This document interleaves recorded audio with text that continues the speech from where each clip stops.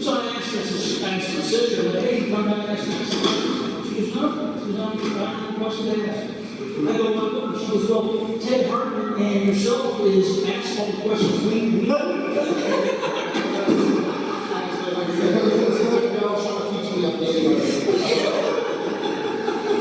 I should stress that I'm kind of watched from the peripheries, and it's quite entertaining, the chaos that you guys come up with. Yeah. We love the entertainment. We just throw it out there. This would be nice. I was like, this would be almost like a roll of dice every day.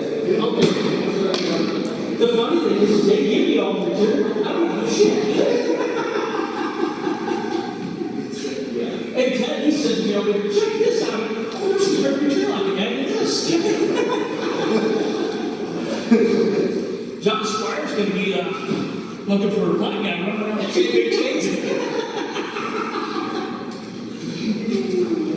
$20 cash app. Hey, I got $20 on Facebook app. I can come get it.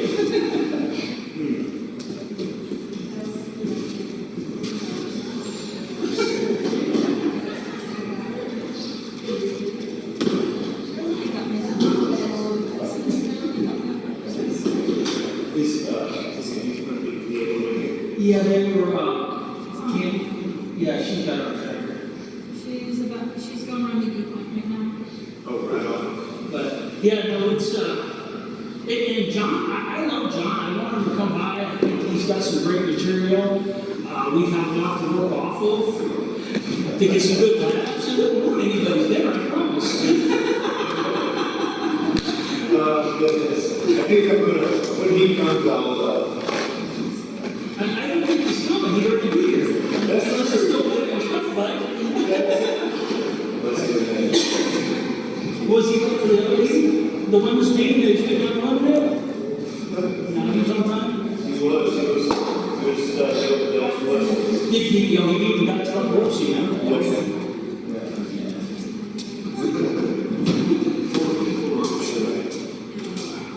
I'll be ready. What is that for? So you want to know what's funny? If he was going to bring that up, I was like, you know how many motors that we rebuilt when we constantly rebuilt? We still have to go to our books to remember on the specs that we're on. And we rebuilt the same motor for 10 of them in a year, and we still have to look at our specs book. How can you expect anybody to remember that without looking it up? That's why they have a book there. How many times do you have different paper you have to look up? But you paid for how many years? There's a whole bunch of different codes for it. And what's neat too is the oil changes every year, so that's always exciting too. So that's why they have it all printed out, so you don't have to remember it. Or make it up. That's a good point. It's not good to make it up. So it's just, yeah, I didn't understand this whole concept of just because you didn't remember the Constitution, you know, it's not even remember the basic ones. Yeah. Since 20 years I've been doing this, so that's, I guess. But you still got to look it up, and you got to do the work, you got to do the homework. Remember that old TV show? Remember that TV show, Smarter Than a Fifth Grader, to get on the grown people? Am I right?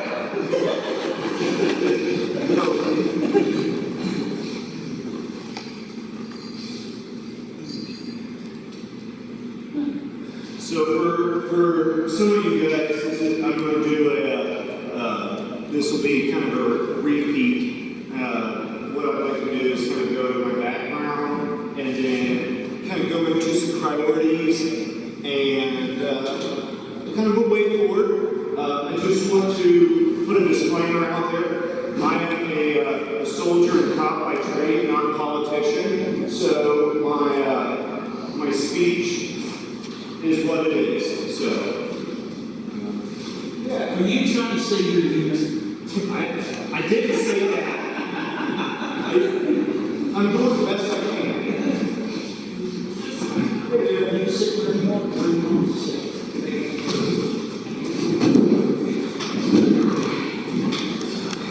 Hey, you keep me down back there. Cheers, there was one in the corner, but, all right, well, thank you everyone for coming. My name's Ben Banks. I live off of Tamarack in St. Regis. My wife and daughters are not here. They are at T-ball currently. I have a 5 and 8-year-old, both little girls, so there's got a lot going on with that. My wife is in St. Regis. She runs the Moxie Market, so that's our world. We're completely invested there. Amy, thank you for putting this on. This is awesome. I love these really intimate gatherings. Just we're having a conversation. I'm going to try to go fairly quickly, broad strokes, so we can have a conversation. I absolutely hate talking at people. I don't think that's the way to get anything done. So what I'd like to do is go over my history and my overall thoughts on the sheriff's office, and then move into a conversation. During this, I'll probably be able to walk around. So I came down town at age 18. As soon as I was got free of the Appalachian Mountains, I grew up in western North Carolina, and I opened up the map and I was where has good hunting and skiing. During that time, September 11th happened, and they were looking for more bodies, and so I applied for the University of Montana and got my ROTC scholarship. And during that time, I needed a college job, and I knew I needed to help me keep me focused. So I was like, let's go check out the sheriff's office, and I became a reserve deputy in Missoula. I did that for about 3-ish years, and I really figured out, man, I enjoy law enforcement. It's every day's different, chance to help people, get a little adrenaline now and then. So I was like, that's great. And I soon, while I was in college, I learned wildlife biology. It was not for me. Way too much math and chemistry, and that was just not my jam. So I ended up graduating with a degree in sociology with emphasis in criminology. From there, I commissioned as a lieutenant in the Army, and it was about that time Iraq was just really kicking off. So I deployed to Iraq and Afghanistan for the 2nd Airborne Division. My job during that time was I was a fire support officer, which means when we got in trouble and things got sideways, call in air support or artillery in the fight. So I did that, made it to captain. When I became captain, the Army decided to see that they gave me a battery to command. I had 130-ish soldiers working for me, conducting high-intensity operations. They were not all co-located with me. I had several different outposts of soldiers. So the importance of that is learning how to run a structured organization with tons of different personalities and fiscal restraints, resourcing constraints, and planning. So those were all very important aspects of that job. After that, I made it to the rank of major, and once you hit the rank of major, you're pretty much a staff guy the rest of your career. And I knew I was going to have to sit behind a desk, and that really didn't sound all that great. And I wanted to finish out my 20s, so there was a program where a commissioned officer, which I was a major, so I was commissioned, you could become a federal agent. And, you know, I had seen the show NCIS, and so I imagined it was just going to be like that. I was wrong. But I became a federal special agent with the the Army Criminal Investigation Division. The purpose of them is primarily investigating felony level crimes. For instance, my first duty station was Fort Bragg, North Carolina. The size of Fort Bragg in the daytime is about 250,000 folks in the day, and drops down to about 150,000 at night. So, needless to say, our caseload was very heavy and very fast. We primarily investigated deaths, homicides, sex crimes, things of that nature. And all that being felony stuff. Also, crimes involving children. So that was a tough subject matter.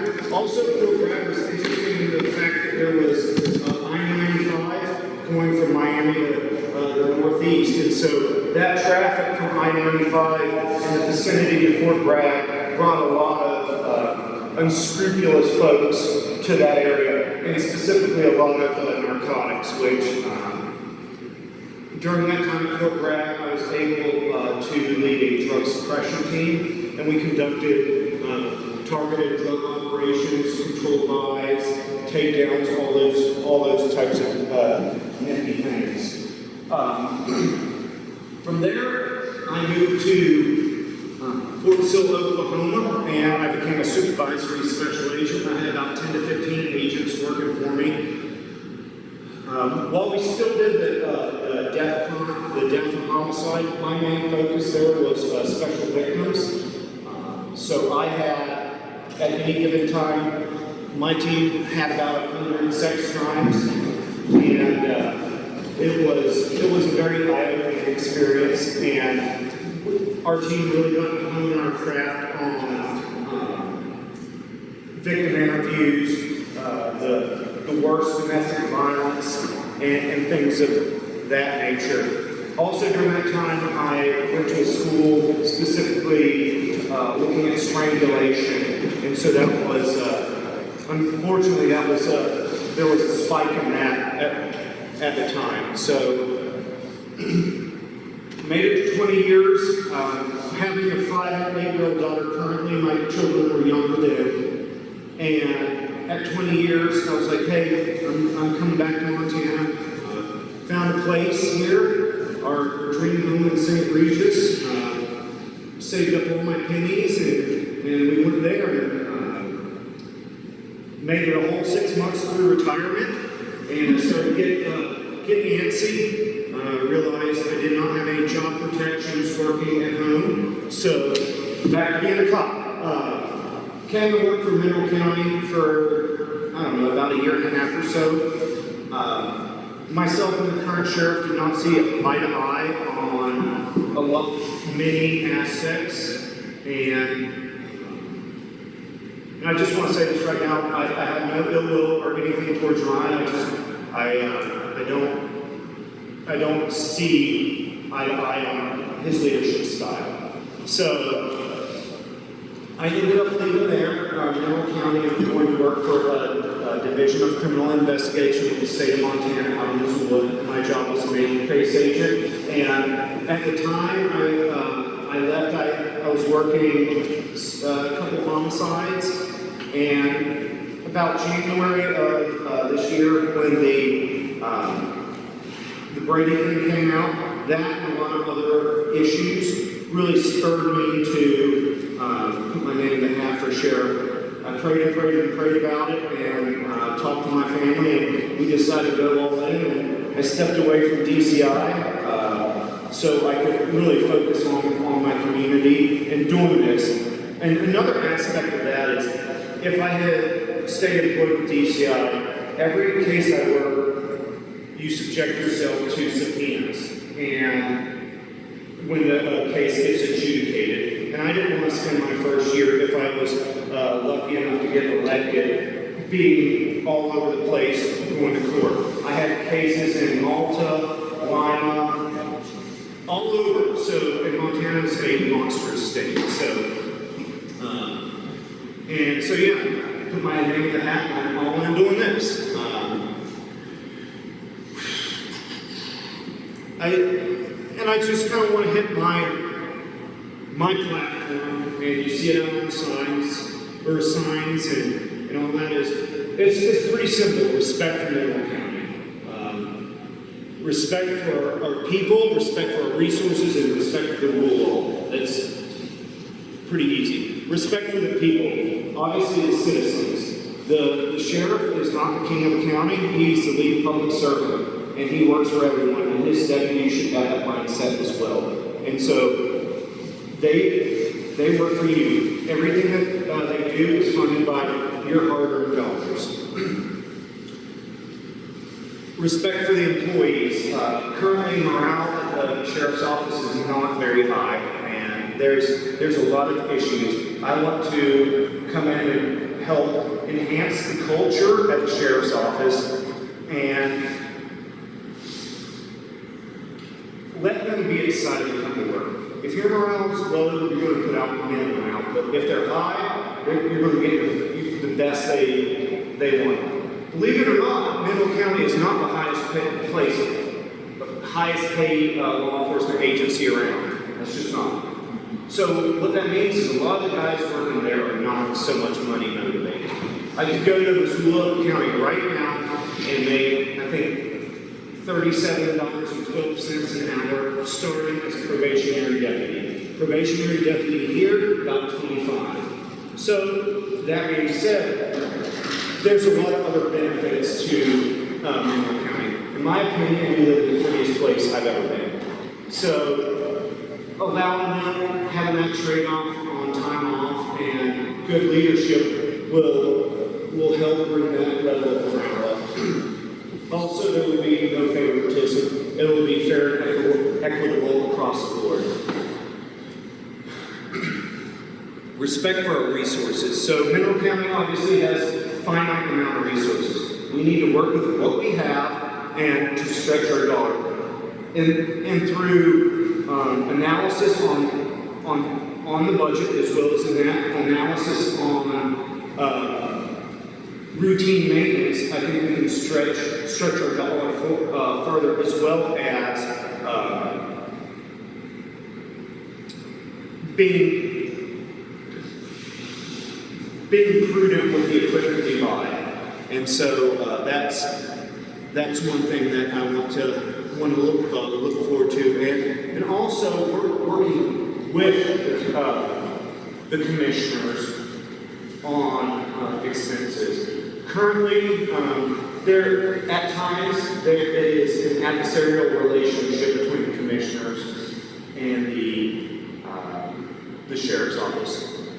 The sheriff is the leader, and regardless of his personal opinion, his job is to work with other elected officials, other agency heads, for the betterment of the community.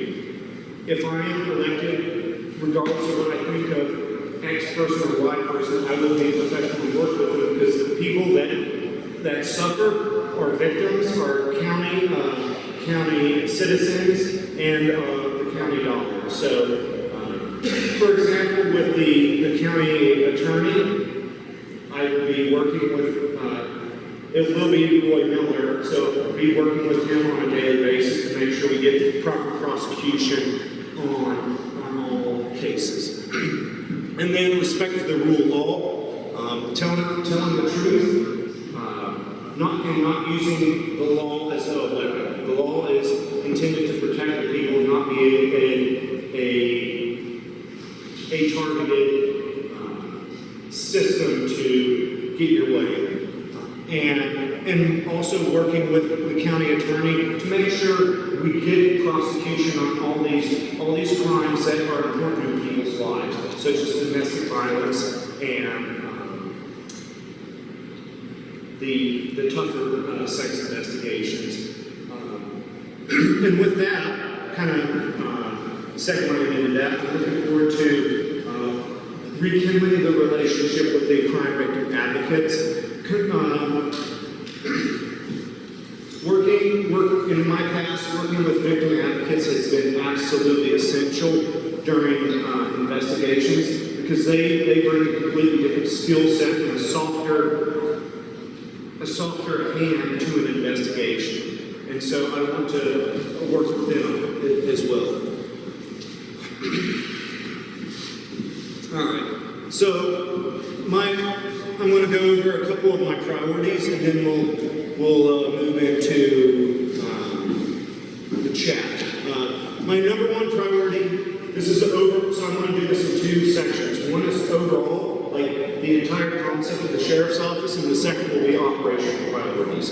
So overall priorities is culture. Number one is culture. The sheriff's office works for you. I am sick and tired of having people come up to me and saying, hey, we're afraid to call because we're worried about getting this deputy. We're afraid to call because we're afraid you're not going to take this crime seriously. We're afraid of retribution. I am sick and tired of that. That would be dealt with very early. We're going to have an all-hands meeting and have a talk and recalibrate on this. And if it's something that you agree with, stay with the organization. If it's something that you disagree with, there's a lot of opportunities out there. So one is adjustment of the culture. Next is professionalism. Even though we're a small agency, we can be a very professional and agile force. When I say agile, what that means is, since we're smaller, we can change with the times quicker. I want to professionalize our force by training specifically. I've been asked a lot of questions like, what would you use your money on, this or that? Training. Because without a properly trained deputy, everything else falls to the wayside. I want these guys subject matter experts in the higher level stuff. So in my opinion, I see the sheriff's office as kind of a junior varsity level. I want to bring them up to the varsity level, like giving them investigative training, giving them sex assault training, giving them all these things, and then working with other counties and other agencies around us to collectively lift us up. And by doing that, I think that would do a huge number to rebuild trust. Right now, in my humble opinion, I think Mineral County has a trust issue with its sheriff's office. And my goal is to repair that. And through repairing that, in past meetings we've talked about how are you going to have a dialogue with the community. I want to have a monthly meeting in the commissioner's room, and very akin like this, have myself and a member of the staff, and encourage the community to come and talk to me. And filming's okay. And I don't have a problem with filming because it helps keep fidelity in what you say. And, if a camera should be your friend because it helps keep things, the playing field clear. So, but I want to have that dialogue with the community. The sheriff's office cannot fix what it doesn't know about. So, if you guys have an issue, let's come to me, let's come up with a plan, and at least talk about it. I might not be able to fix it, but at least we can have a talk about it. And then, moving on to training, I want to implement ongoing and relevant training. Things such as de-escalation. I have seen in the past where deputies have a chance to talk things down, but instead they ramp it up. I think that is very counterproductive, and that leads people to higher risk of injury, and at the end of the day, it costs money through a multitude of various reasons. So things like de-escalation and other softer skills training, such as interview and interrogation, because at the end of the day, most investigations can be solved by word of mouth, or using interview or interrogation to get to the end state. And lastly is getting systems in place with the sheriff's office itself. What I mean by that is building a long-term training calendar, putting out monthly briefs on what's going on. And a lot of internal processes such as rotating schedule and things to build our guys up.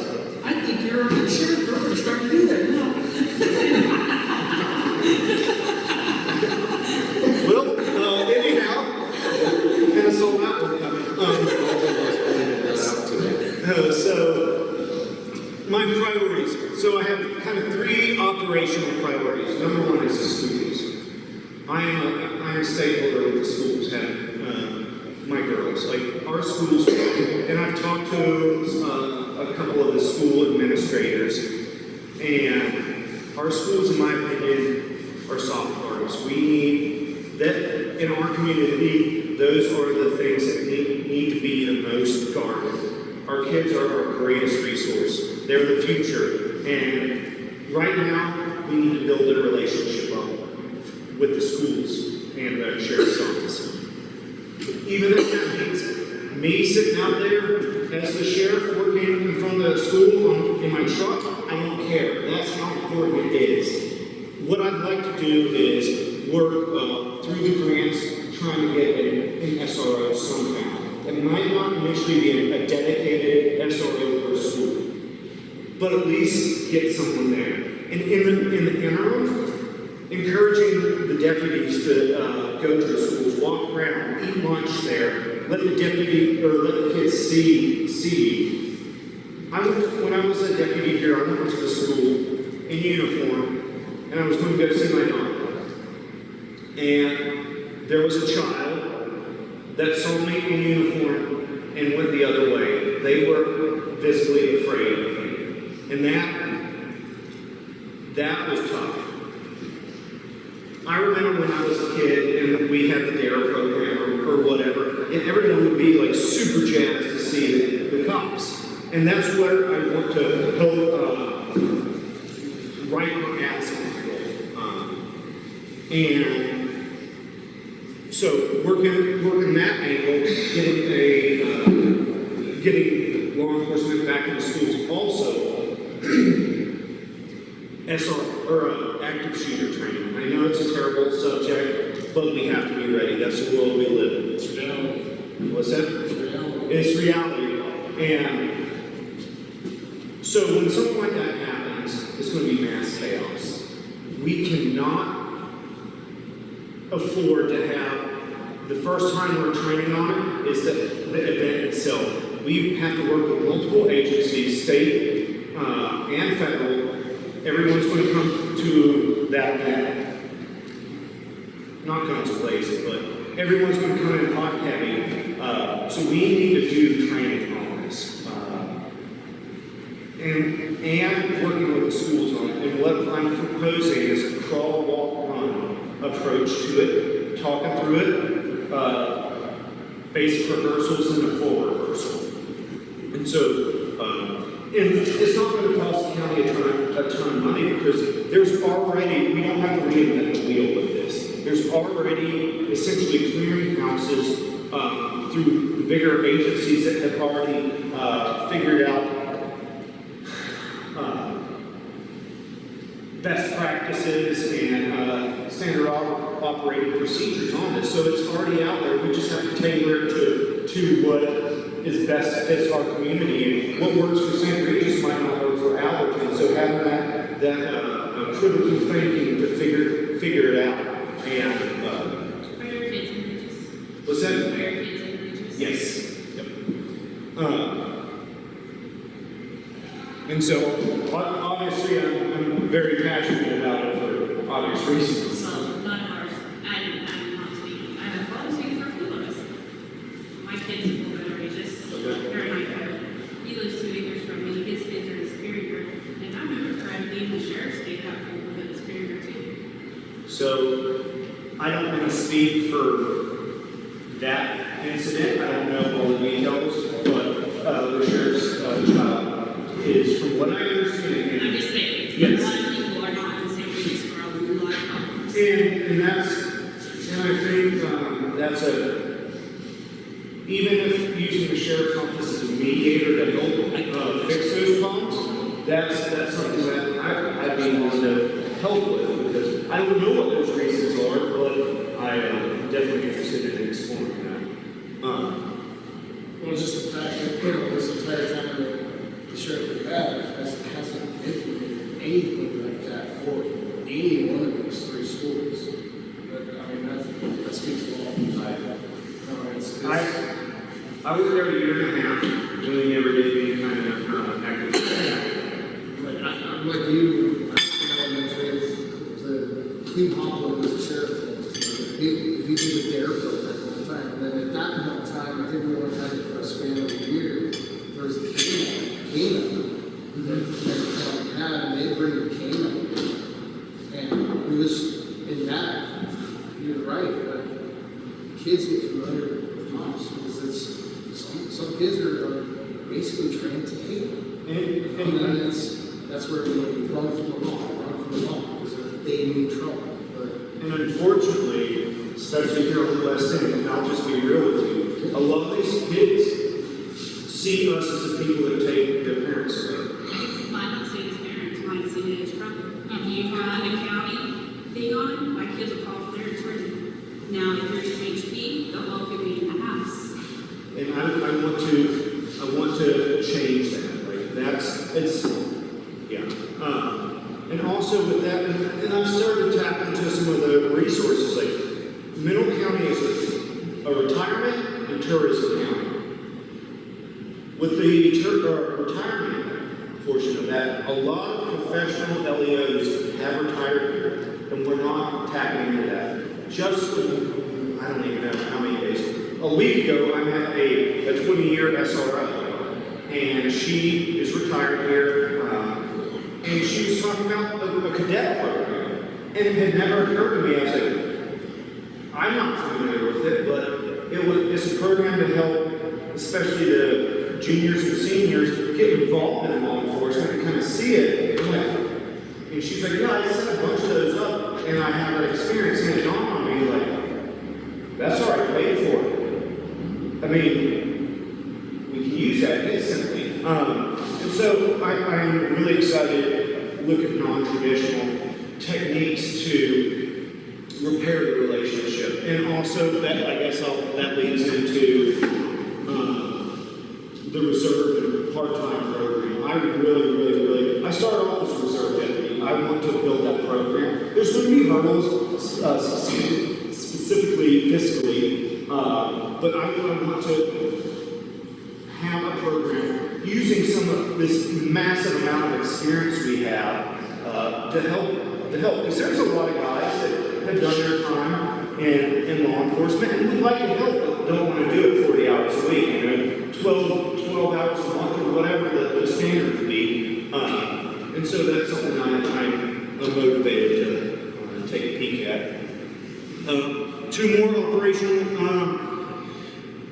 priorities, and then we'll be done. Next is a mass casualty event or a disaster.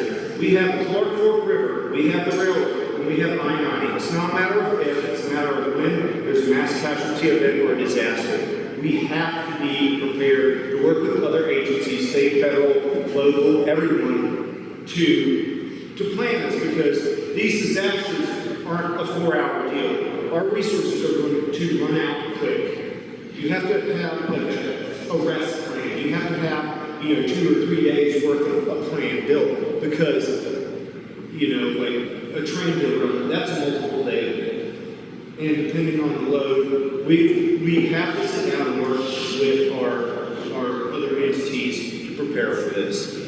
So I'm going to build those relationships again. And then lastly is drug suppression.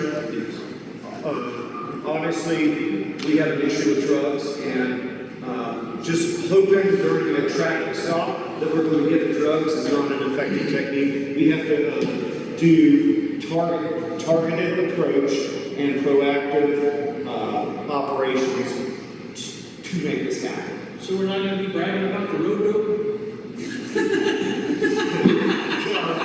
So close, Sean. Is that what they do? They're doing that one?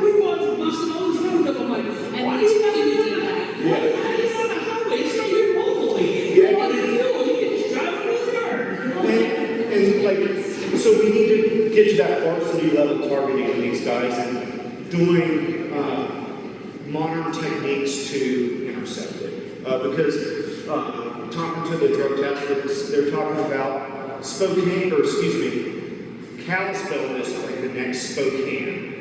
And they're having a major issue with narcotics. And so it's going down I-90 and north of 135. So it's coming through our communities, and naturally some gets signed off. So I want to be,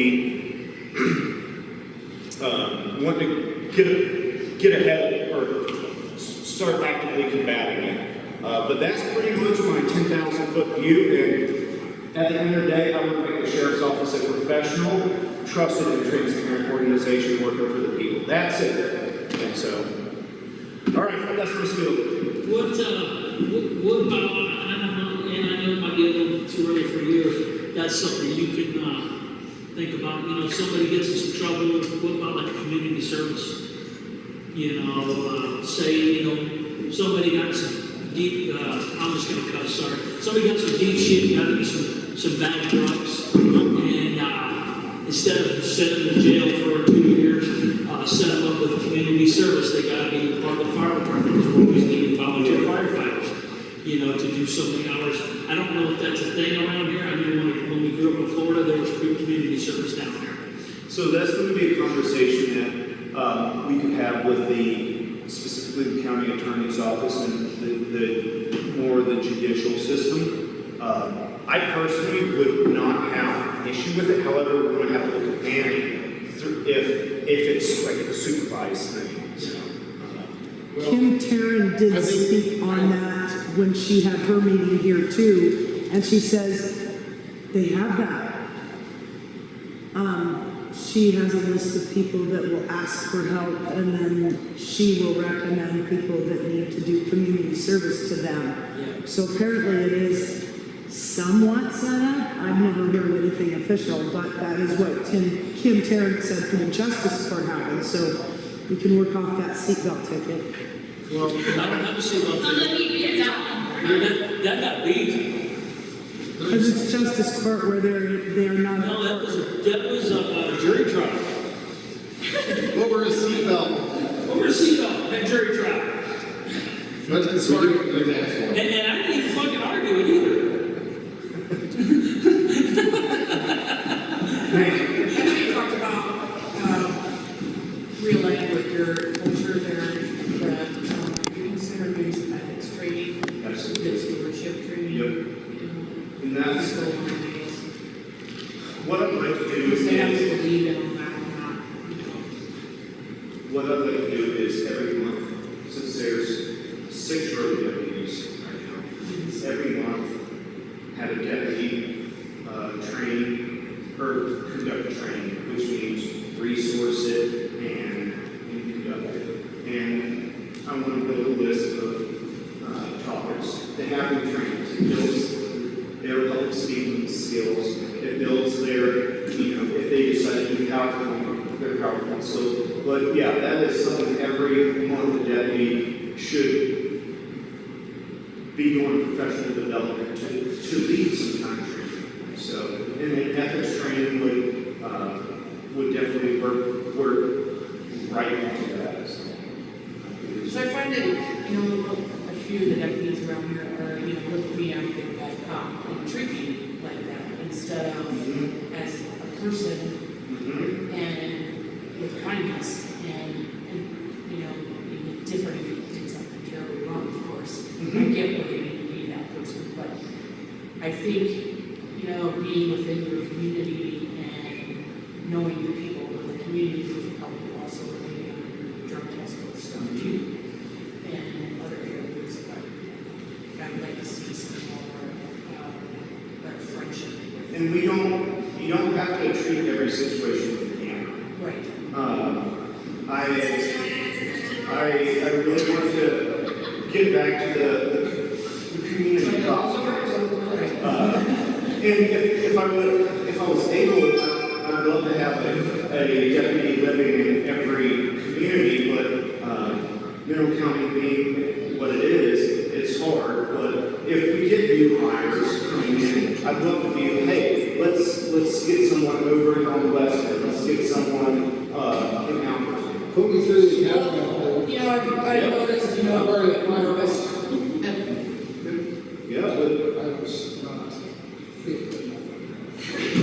Oh, they won't. I noticed that our this is recently, deputies driving around. Is that in our, I don't mind that.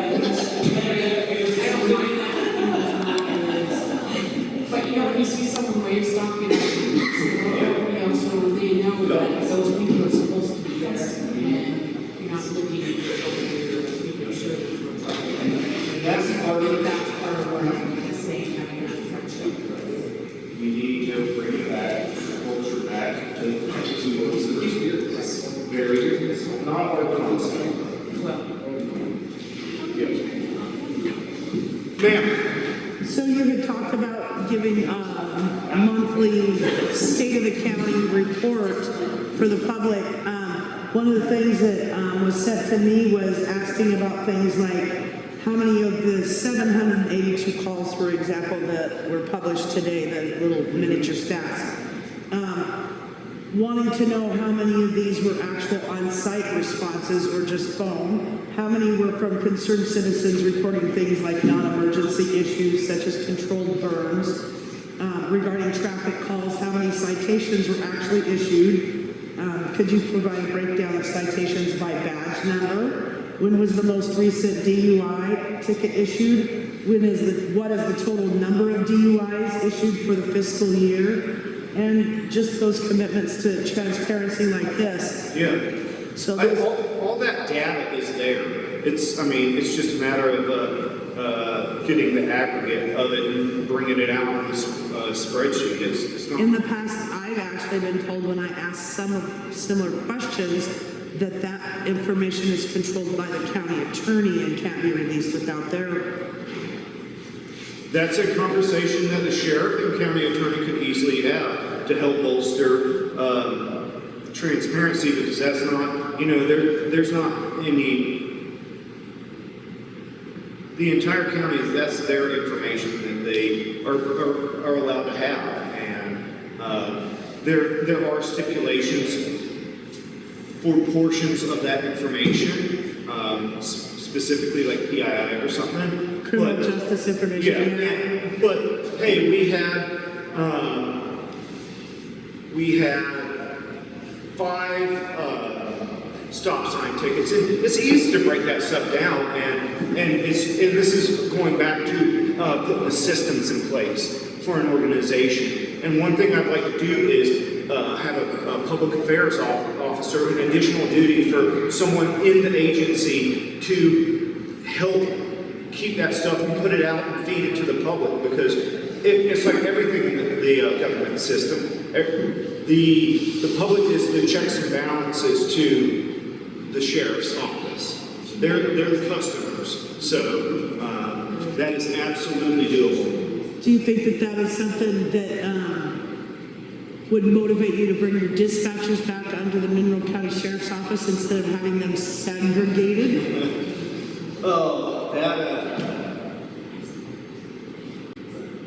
They're the ones that know that information and have the easiest And access so to it. I can't speak on, regardless of who they work for, the relationship would be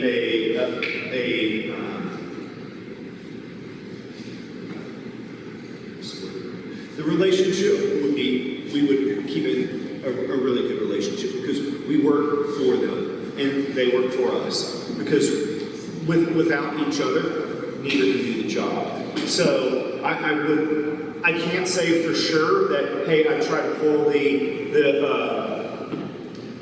dispatch back under the sheriff's umbrella. I do know some of the people's opinion from dispatch on that. But regardless, we would work with them and not,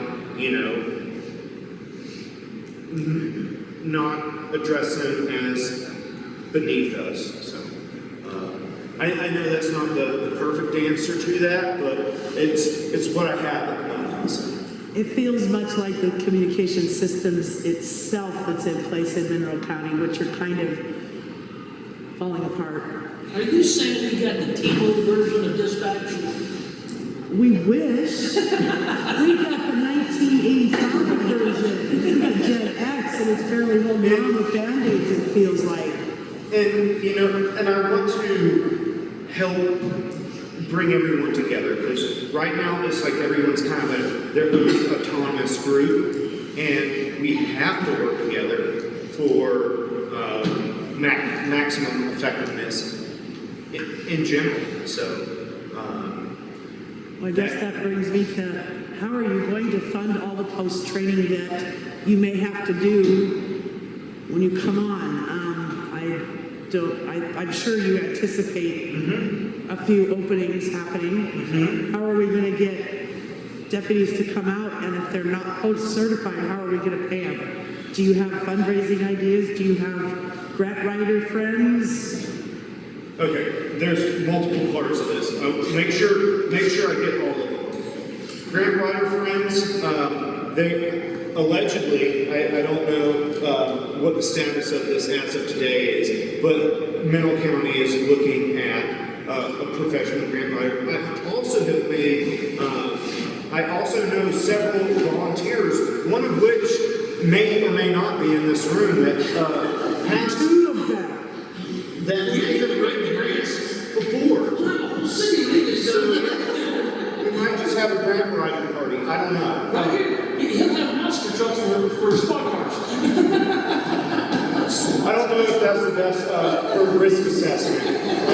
Knowing how some of us drive, but I've seen this man write some grants and get some equipment, it's unbelievable. and then I mean it's out there. It's just working with what we have already in this community. Let's see. How are we going to bring new hires in? All right, so new hires. In any of the post-certified positions, because that's kind of your. So we have to enter the 21st century on hiring practices. You know, putting floating a posting on Facebook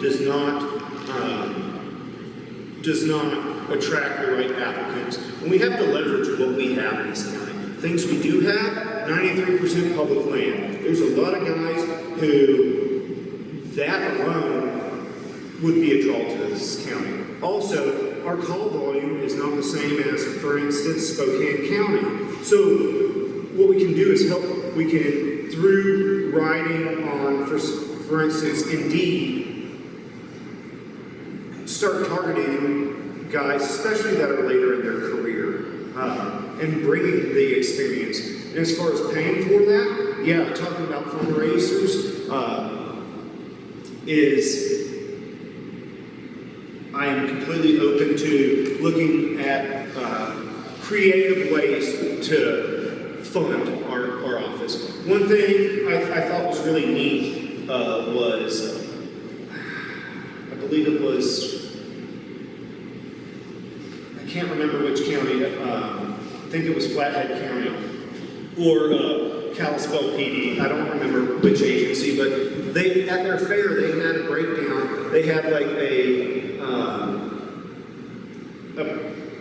printout of an officer and went over the cost of every single item they were wearing and showed how expensive it was to completely outfit a law enforcement professional. So doing something like that and having a fundraiser at these big events will help mildly offset some of the costs. But that being said, also the projection of sending people to the academy. We can't absolutely destroy 1 year's budget, but with sending 3 people and looking at who has what experience and using that to see when a particular person needs to go to the academy, because you do have a set amount of time to send someone. So not all at the same time. I feel like I'm missing one of the parts of that. No, you hit it. Oh, okay. I have a question. Yes, ma'am. So currently, in Mineral County Dispatch is calling out another towing company, specifically in Central an alarm to choose before they set alarms off. Sorry. Mineral County, as of right now, obviously they get all the alarm calls Yes. first, right? Yes. They set off no alarms, correct? Mineral County, they set Yes. off alarms. Okay. We've heard through the rumor vine, whatever, that there's, that before Mineral County sets off alarms, they're sending out specific training. If you get elected, is that gonna continue to happen? Is there gonna be a fair and equitable rotation? How's that? So what, as far as what you're saying happens, I do not have any information. If they're pre-telling someone about, oh, I don't have that information. But what I would like to do is really mirror, so as far as the toes and stuff go, that's not our money. That's the county's money. So every qualified business should be able to get a piece of the pie. And what I imagine doing, and I have not really looked into how highway patrol does it, but possibly working with them in hearing. And you know, this is something that I would be willing to have a conversation with the shareholders on, because I know just the nature of this county, there is a lot of tow companies and a lot of business to be had, because I mean, our county is 77 miles long and all of it is I-90. So I am definitely open to exploring that option. So does that?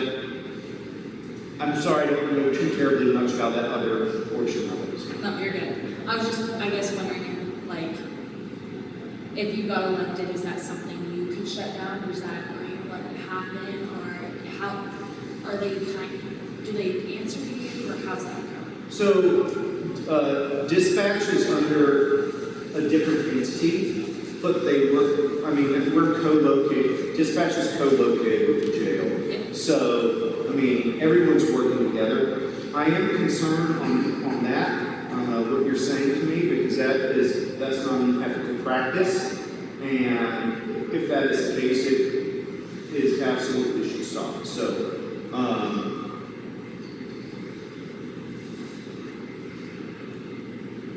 but the sheriff's office does have a say as far as that goes. All right, who's next?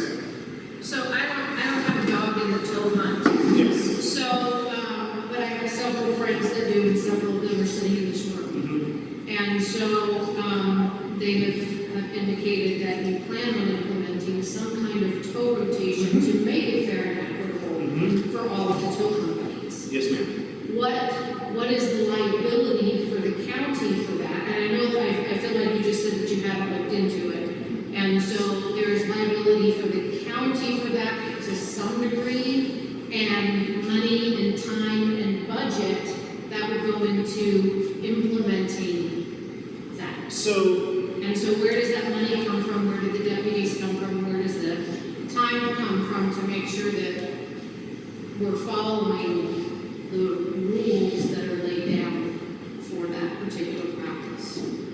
so I'm a big fan of not reinventing the wheel, because that takes time and money. I would like to look at how highway patrol is doing, because they're, from what I understand, and I've never worked for highway patrols, and I do not know the intricacies of their system. However, if all of them, or all of the businesses that want to be in it are available to participate, I'm completely okay with it. Because again, I'm just trying to make this as fair as I can. Because, but as far as the time factor is mainly going to be on the dispatch portion of it. As far as calling the rotation. And there are also inspections that the local county would have to do on top of what Montana Highway Patrol does. The county has responsibility for making sure that it's tow company. And Sean, if I'm misspeaking, please but the county also has a responsibility to make sure that the tow companies that are involved have their insurance and all of the things. It doesn't just all fall on Montana Highway Patrol. Yes, absolutely. It falls on us as a county as well. And the reason that I asked the question again, because I don't know a tow company, but you're indicating things to people that I hold dear, that you plan on doing, and I'm just trying to understand how you plan on implementing that without costing the county money. And so, deputies do a lot of administrative tasks. And the task of an inspection, again, I have never been the sheriff, so I've never done one of these inspections. However, myself and the, The reason, if you don't know these actors, we're asking these questions is because right now I own a towing company and so does my daughter, a separate one. And the only people in Mineral County who is called the sheriff's department is Superior County.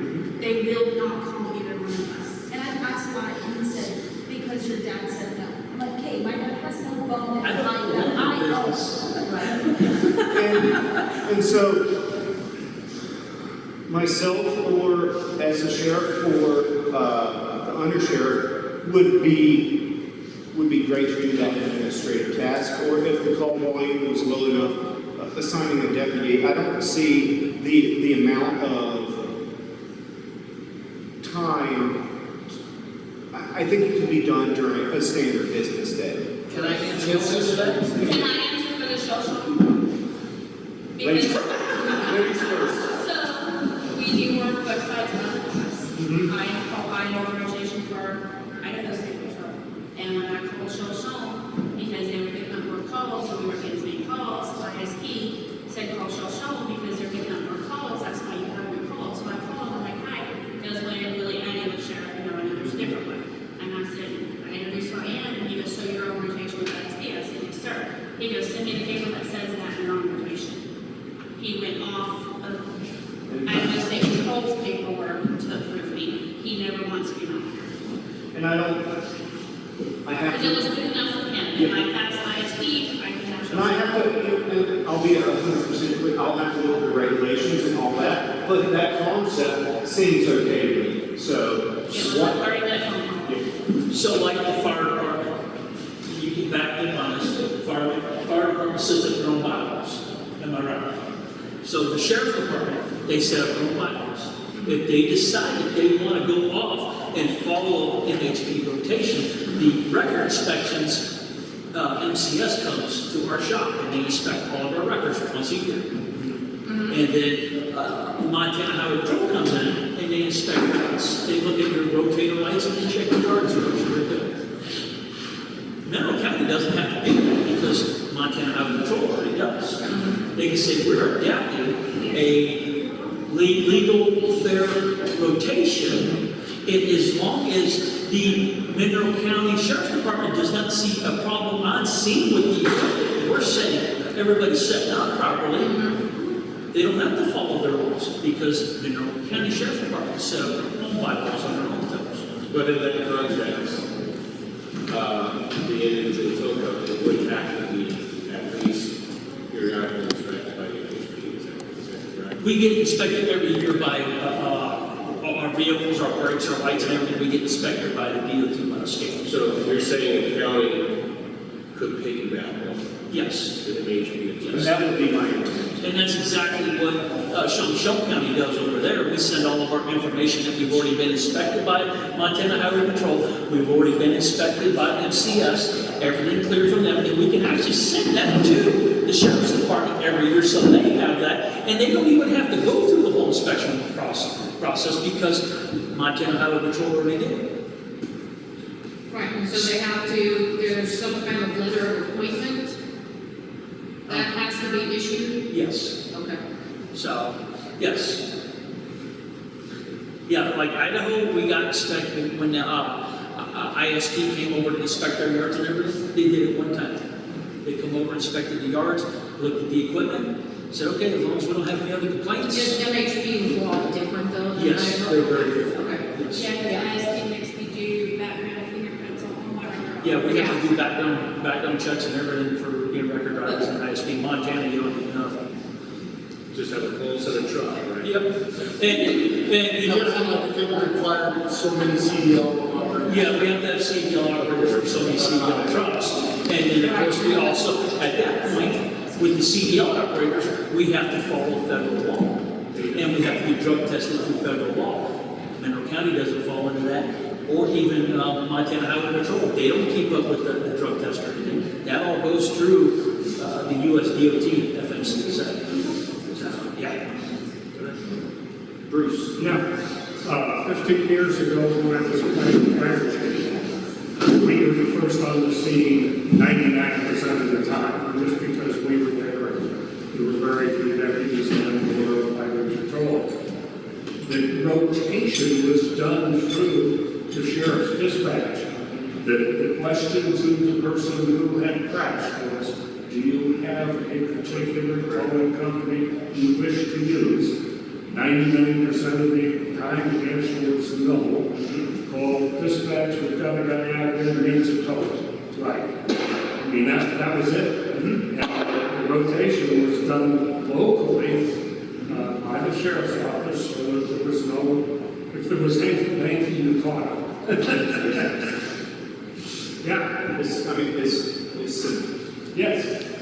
Yeah, I mean, all you do is keep a ledger. Okay, Eric got this one, and Joe's next, you know?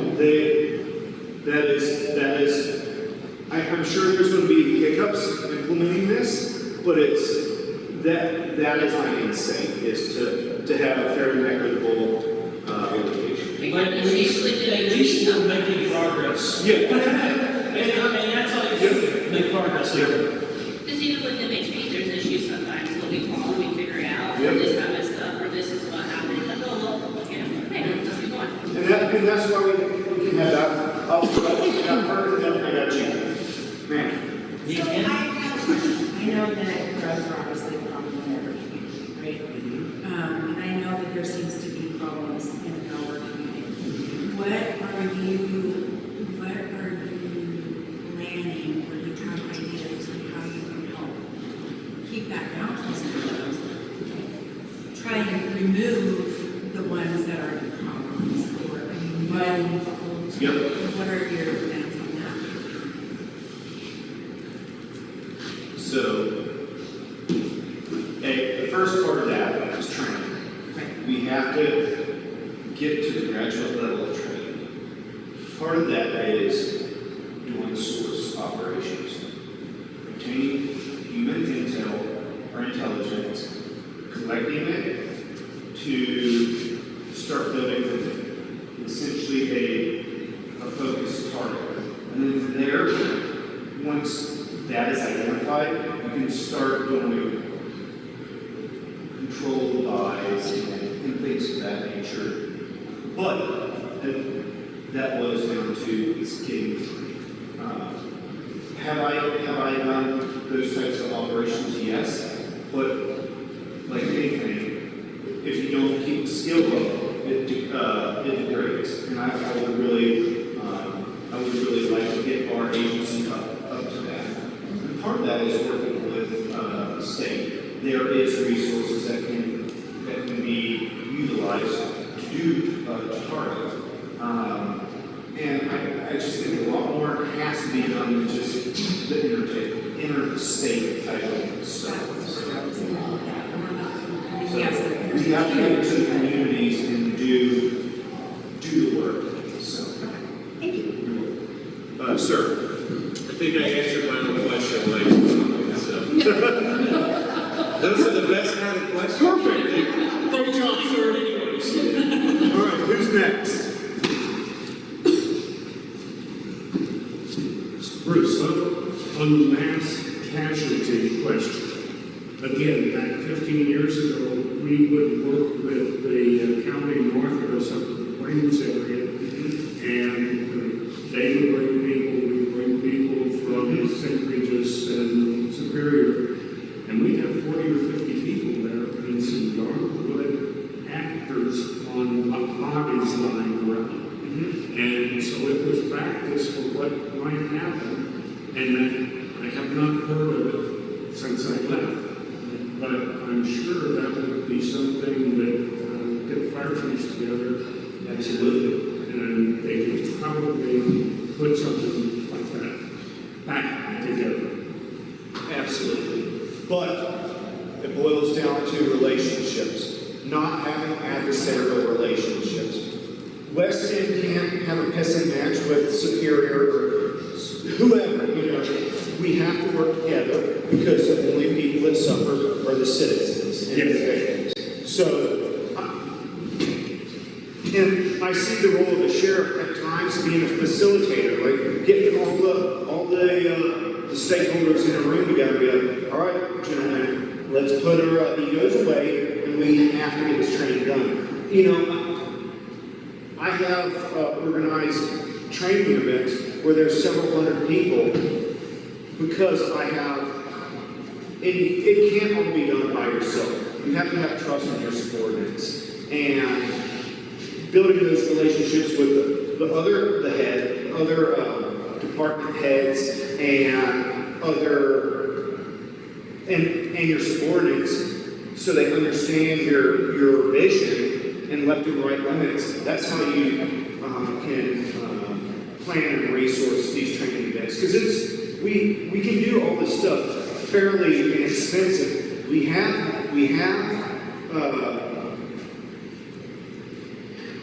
locations. We have lots of volunteers. The only X factor is time. Let's make it happen.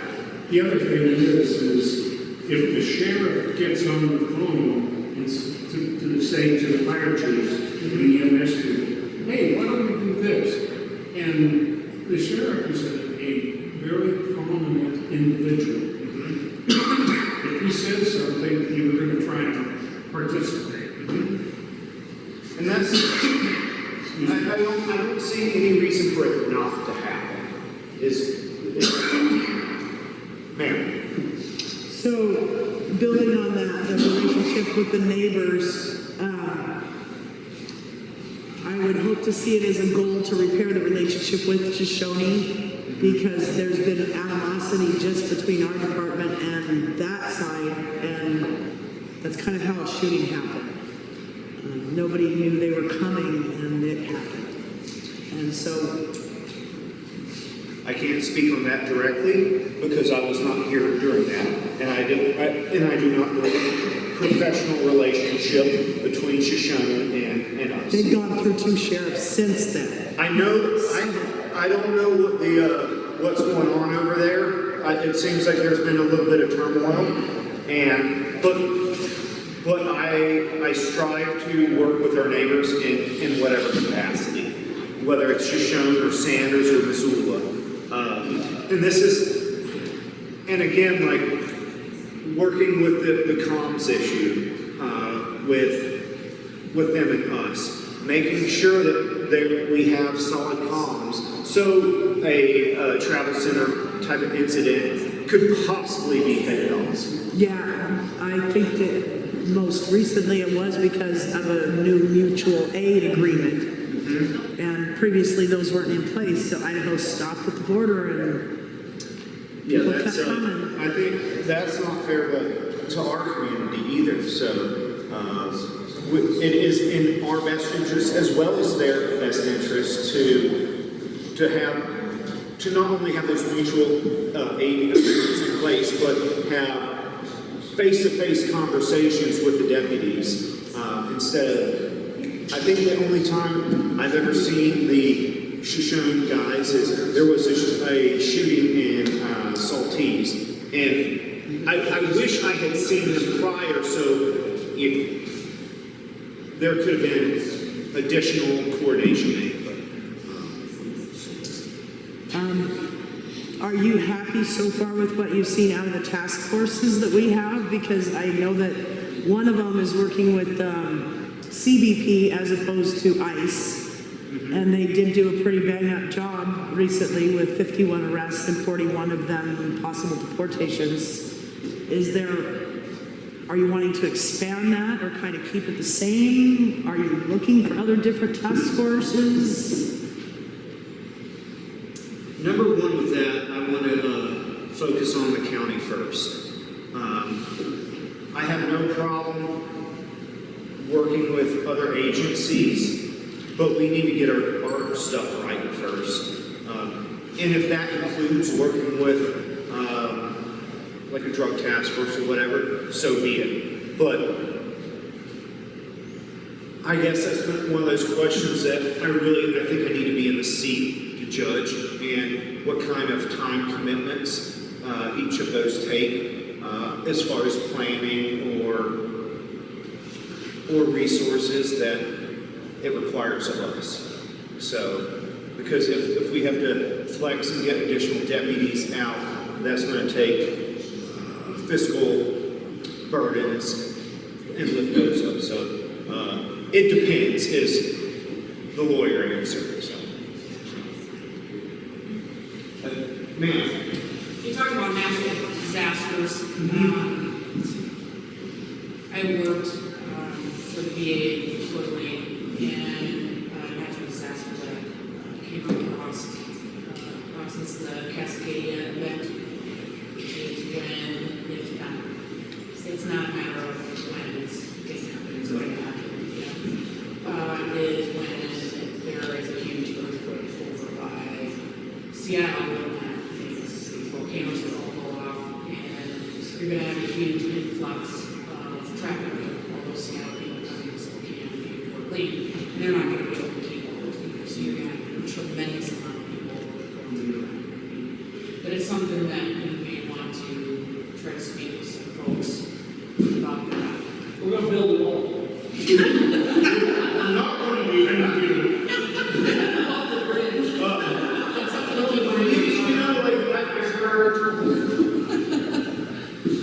I was stationed once down in Hattiesburg, Mississippi, and a situation when Hurricane Katrina happened, all the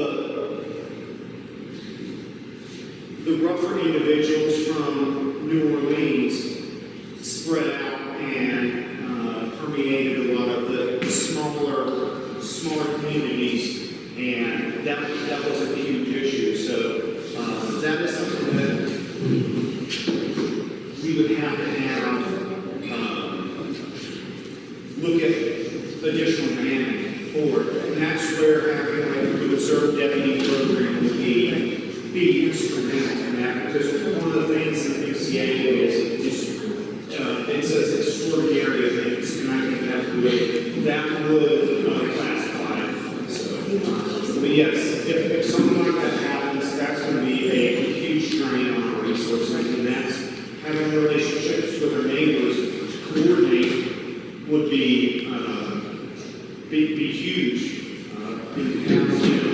Well, it's not just our neighbors, but it's actually, it's community businesses. Mm-hmm. It's gonna be these guys, because, there's gonna be a shit ton of wrecks, because everybody's in a freaking hurry to get out of there. They ain't gonna afford it, they can't afford gas. And then, the hotel's gonna be full, and it's just And gonna that's going to put a be. strain on our foods and all of our necessities. So that's something that when you do these major planning events, working through different scenarios. I mean, you can't get every scenario, but you have to look at likely one's training drill, massive wreck of hazmat or something like that. But just doing the critical thinking to prompt up. Or bees. Yeah. For bees, or bees. Well, no, we were told, wish you luck. If there's bees, I'm done. We did the big record. We already did bees. I've heard about Weakness is bees. and jellyfish. Bees and jellyfish. So it's roll over like a Tommy boy, just run out. Kill her! The old Tommy boy. Well played, sir. I have a question about, I heard just the story, which I'm not going to repeat the story, but it was about search and rescue. Who initiates that? So say somebody thinks somebody's lost, who initiates search and rescue? Sheriff's office. If they're the only one that can say this? that whole area needs to run. So that's on the list of things, the to-do list. So there's a lot, but yes. You go, she go first. Ma'am. She had to go first. Okay. Then I think Chloe is next. So regarding a couple policies, specifically deputy policies, body camera Okay. and the digital encrypted radio. Say that the first part again. Body cameras, what's your thought on that? Because they're kind of hit and miss right now. We've been, Policy says they should be on, and I. but there's also been the excuse of the archiving of it and the cost of the archiving of it. Okay, and then the other is the digital or encrypted radio traffic. It's a choice, it's not a law. Yes. So there's pros and cons to that, and I think it should be situationally dependent. The encryption is really good for operational security. That being said, if you're doing something like that, your partners, such as fire, aren't going to really know what's going on, which. Doing traffic stops, so you really need to be encrypted. And that's the pros and cons to it. Like for a traffic stop, no. And even 25 radios? say again. Do you speed 25 radios? I'm speed 25 radios. Okay. And It's coming. yeah, it's I am not a super nerd, so I don't know everything about the radios. I know the basic cop them out, but as far as Expensive. yeah, and I know, and I've had great loves building with a couple different systems, so like HF and the Harris's and a lot of that stuff, but that specific system I'm not But as far as digital goes, digital has some issues, especially over here, and analog works better with fire. So, and I hate to give it depends answer, but until we all get better radio systems, it's gonna be a struggle. So, who is next? Okay. I have a three-part question. Don't overdo it. Three-part question. Okay. So, if you get on Facebook, which I'm sure that you do, and I'm sorry about that because I regret it sometimes. So there's a lot of tension in this community. There is. Okay, and a lot of that tension. What do I want to say? So, no. So, no, you definitely can't say it. So You say it, I'll say it. you have somebody who calls in complaints about something, okay? Okay. And it is a constant issue. And you go to do something about it, but then that turns out to not be the right play. So I'm gonna just talk about the Tarkio pigs because I know that is someone's favorite thing. Yes. Okay. So you as the sheriff get a legitimate complaint about somebody's animals doing something that they shouldn't, okay? And it's multiple complaints, Okay. okay? And then you go do something about it because that's your job. Yep. Would you do something about it because that's your job? Or would it just be something that you're like, it's not that big of a deal? There's a lot of ways to skin a cat. I agree. And, or we're not going to skin the pigs. Do not send the pigs, they're too young. Yeah. You scold them anyway. And I'm a firm believer in using the law as a teaching. Like, instead of doing a punitive action, using it as a teaching tool, because a lot of the purpose of the law is to change behavior. Correct. And so, how can I work with that landowner to get to a solution that works within the confines? Do I necessarily think issuing a citation is the most effective? Probably not. Would education be a more effective tool? Very likely. And then, and also during that same time, we have very finite resources. How much time do I want to spend dealing with that when there's X, Y, and Z happening? But you have a legitimate complaint Yes. from a citizen of this county. Yes. And would there be something done? Yes. But how it would be done is up for interpretation. Sure. So I do believe that, you know, everyone has the right to make a complaint, and it's our discretion as a sheriff's office how to deal with said complaints. Sure, okay. Second part. Okay. Oh, that's not the, okay. That's part one. That's part one. Okay. Because I'm gonna make this thing. I know you are. So, second part, we have a lot of tension about the way certain things get handled with maybe deputies stepping over a line or the perception of them stepping over a line. How do you handle that? How do you handle a complaint about a deputy? What is your process to deal with that? A, it depends what the issue is. Okay. B, I mean, that is, it's a serious task as an administrator to look into that. How I would do it would depend on the issue, whether it could be handled within by either the undersheriff or myself is one thing.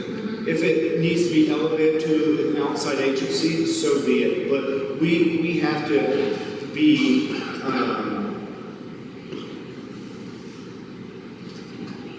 the standard bearers, essentially. We have to hold ourselves accountable for these types of issues, whatever that may be. So we can't do a chop, not a big deal, ignore it. We have to look into it. So. Okay. And then going back to something that you had said earlier about doing some kind of reserve program for the county, what is the liability to the county for that? And with a budget that it seems to be the budget's at 63% right now, and I think it renews in July. And so where does the money come from to train the reserve officers, and what is the liability to the county of those reserve officers that are carrying firearms and stun guns and all the things? So a lot of your answer to your question is going to be under MCA 7-32 in the 200s, like 7-32 200. So that gives a lot of the parameters of what the reserve can do and what is the requirements. That being said, they have to have insurance for their official law enforcement duties. This is, and yes. Is that insurance that the county pays for? Yes, that would, out of everything, that would incur some costs. And that's a conversation that I would like to have with the commissioners, because that cost versus the benefit that we would get out of it, I think is well worth it. And I don't know if that could come out of the training budget. Additionally, as far as like the reserve training,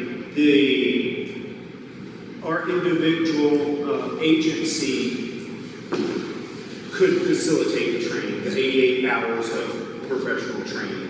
So our agency could do the training itself for the reserve, like essentially a mini reserve academy. So that cost will be very minimal.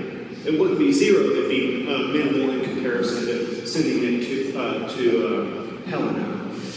So, Okay. is that all three parts? That's all three parts. I thought of another question, but I'm gonna let him go Okay. first, because he has his hand up. Okay. I got One part, all right. The target board. If this all goes through, is the West End, you're gonna see more patrols out of work. Yes. You're gonna see more presence, stop line 32, Yes. and the West End being treated like the rest of the country. Yes. You guys pay your taxes just like everyone else. And you Preach.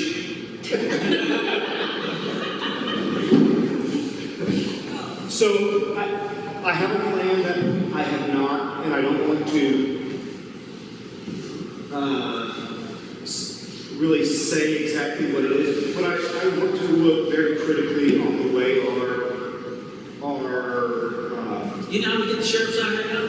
We we get on the phone, tell Sean Silky, hurt somebody's feelings and they'll be here in minutes. Yep. Hey, the last time you gave the search warrant. Yep. I'm just going to gloss over that one. Sorry, Jim. I definitely want to look at the way we deploy our patrol forces. So, and I'm just going to leave it at that. So it's along the fair and equitable for every community. So, It seems like when weather gets bad, we're no longer a part of this county. and so yes, that is, I have been told to my face during the winter time, the county ends at 33, which I was like, oh, that's kind of messed up, but hey, I agree with your sentiment, and that's going to, if it was up to me, I would have a deputy living out here instantly, but, you know, I can't do that as it is, so. But yes, there will be a lot more love out here, so. Michelle, you should look at a day of reserve. Why, brother, he's not even allowed to say we're just school property. Yeah, I think a lot of school. You got that. He's like, bye. Maybe you're close to 10. Just down there, but it's a little square. Getting on social media, and you already alluded to what I have a PI information officer, something going for the sheriff's office. When Sean posts on social media, he's risking his business. Like, maybe getting in trouble a little bit. Juliet, she doesn't get in trouble with nobody except herself. She posts, I miss dinner. Sure did. You didn't even finish your underlings. What do you do if your undersheriff is on social media talking about cases or insulting people? Where's that line stop? Or deputies using fake account names to continue to do the same. So we run a fine line, obviously, on the First Amendment stuff. Okay. However, I expect as a sheriff, specifically with open cases, that's a no-go. There will, to me, that deserves a very pointed conversation at that person and possibly some corrective action. What that corrective action is, I'm not sure what the right thing for the particular situation would be. But it would be, at bare minimum, would be a tough conversation. Because if there's an ongoing investigation, you shouldn't be talking about an ongoing investigation, period. So, Do you see, like I said, as just the general public taxpayers, we're responsible for ourselves, right? We pay the price for this. For you guys, is that something in a situation, and you know the situation I'm talking about, Is it something that you guys can do personally with those people that maybe it's me or maybe it's Sean, where you have a personal conversation and you guys keep it off of social media? I'm a firm believer in face-to-face conversations.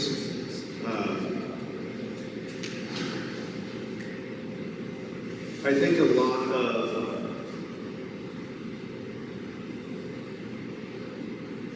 of intent and a lot of meaning is lost behind typing. Those nuances can be learned having a face-to-face conversation. And as the sheriff, having those tough conversations with people is part of the job. And having a dialogue is absolutely essential, because as a law enforcement professional, you have to have hard conversations with people at times. I mean, that's just the nature of the job. But doing that can head off an issue also before it escalates. So I'd absolutely be for having a conversation with someone especially to help mitigate issues. Did you have one for you? I do. This one comes from a text message. Okay. Will you investigate old crimes, cold crimes? Yes.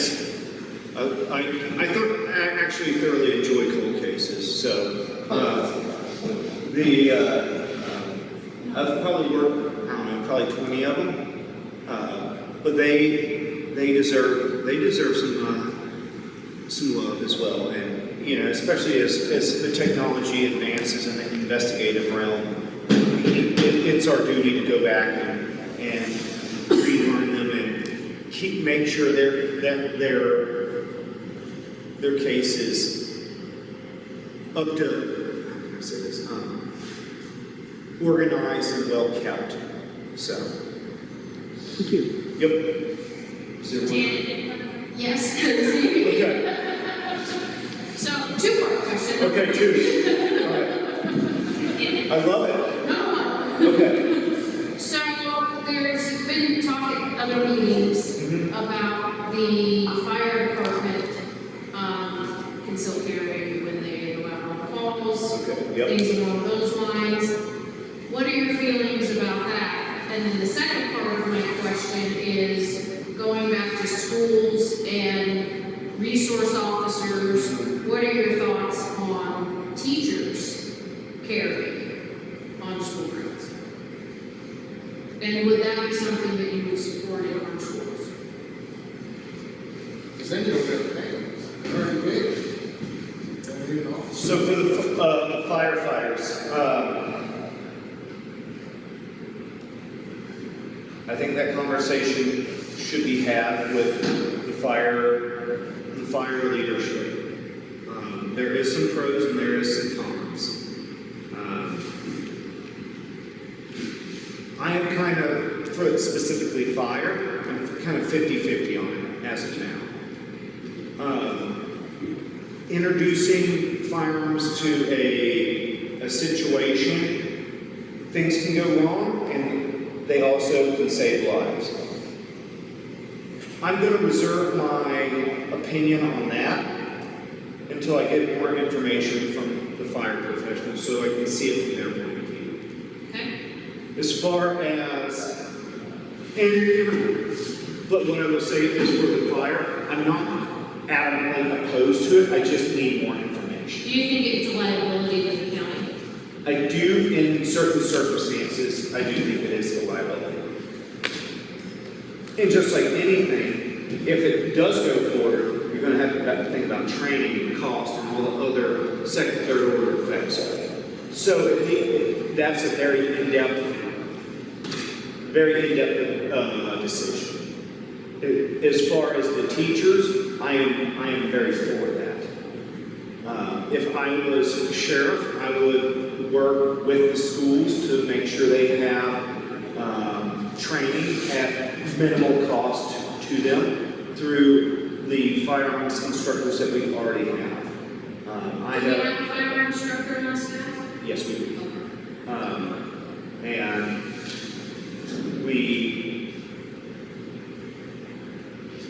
So I've had a conversation with some of the school staff about this particular issues. And I know it's being looked at in, at minimum 1 schools.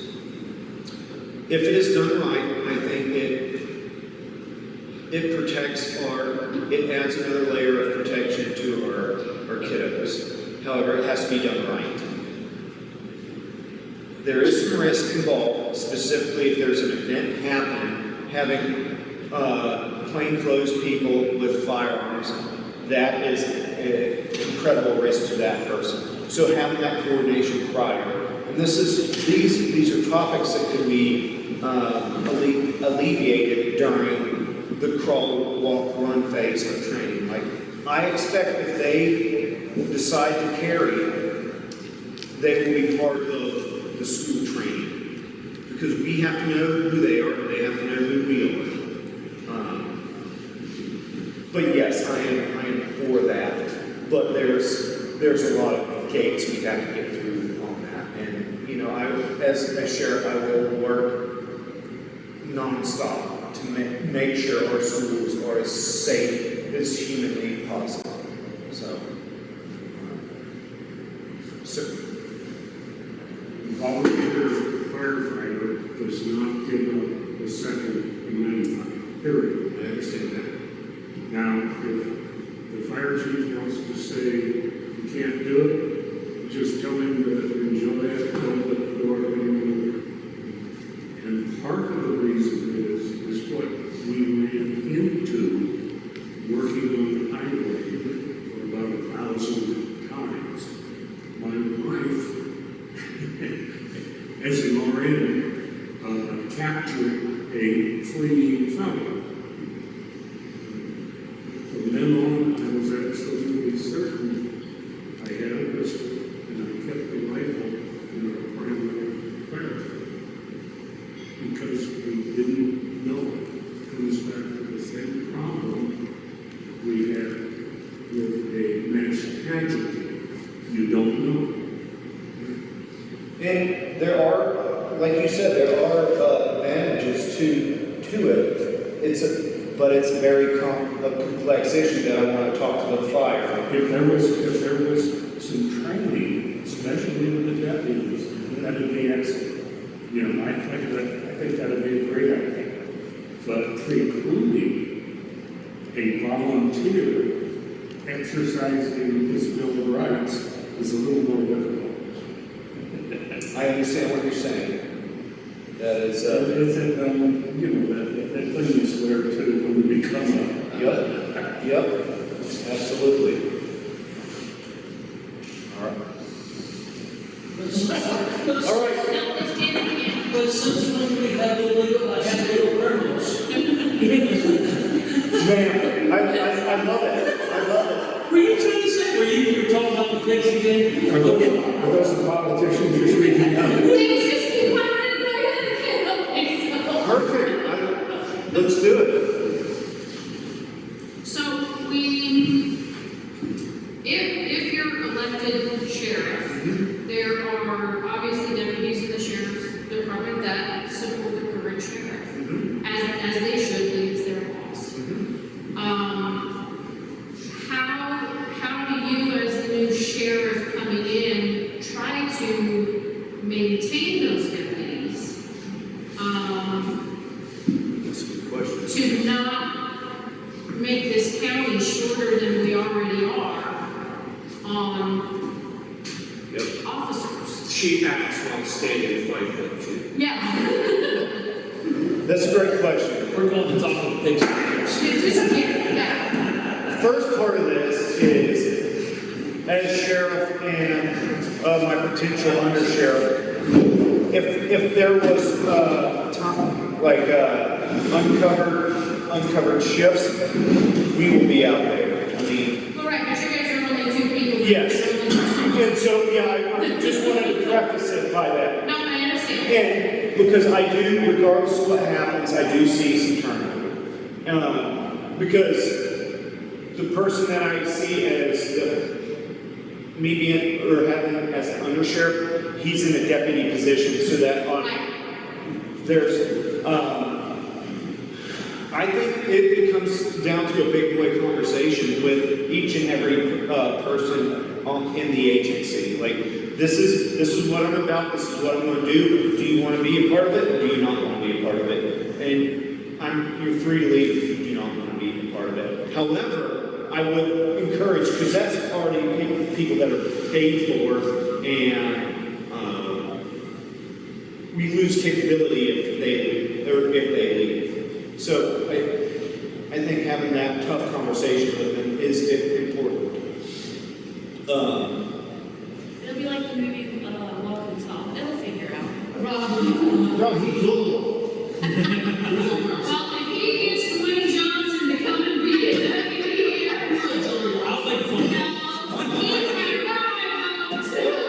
Even him, he part of the film. Yeah,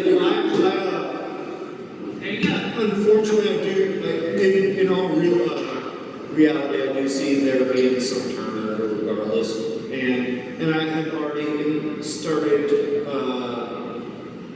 kind of reaching out to other industry folks that I know, just putting the bug in their head if there is openings. So, which I hope there is, but yeah, that's not the best answer, but that's what I got for you on that. Yeah. Hang on, my brain's still turning. Give me a minute. Yes. All right, so I'm gonna throw John Squire a bone here. That's not bad. Wait, he ain't here, so John can't ask nothing. He's supposed to, I gave him $20 to be here. Well, I'll take his 20. I screamed for that already. Yes. And this is gonna sound silly, but I don't think it is, especially in light of all the BS last time. What's your favorite right in the Bill of Rights, Montana or the U.S. Constitution, and why? Why does it apply as a sheriff to be your most important? My fate. Favorite, most important, what do you hold the highest? Yes, that's a lot. What do you like the most, inhaling or exhaling? This isn't a fair. Anyway, that was a John Squire question. This is a trap. I know it.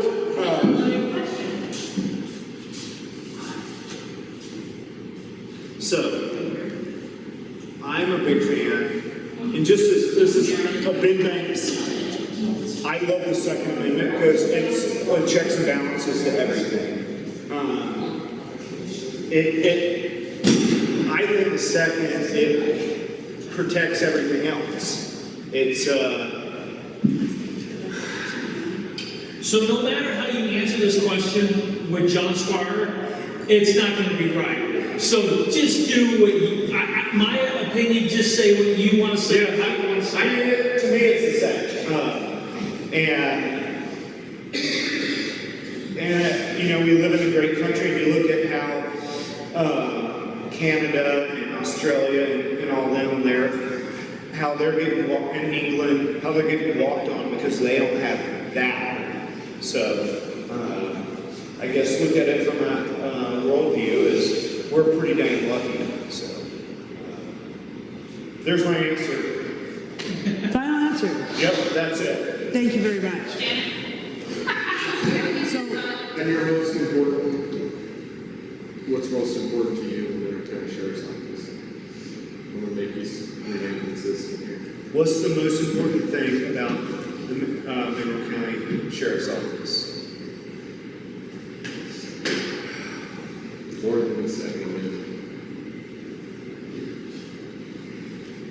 On Monday or on Tuesday? I think that's a great question. I think the job is protection and standing up for the little people. Making sure everyone is free to live their life the way they want to and living it within the confines of our law.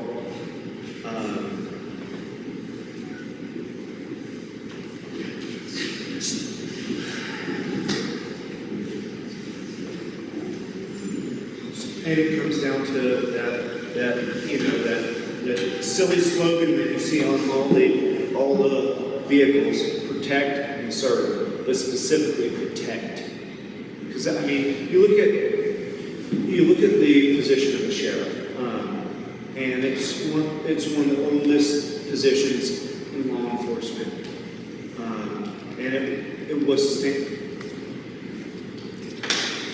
in those times it was used to stand up for the little people. That's what I want to continue it as, and protect our Montana way of life, protect, our right to raise our children however you see fit, and keep our community safe. So,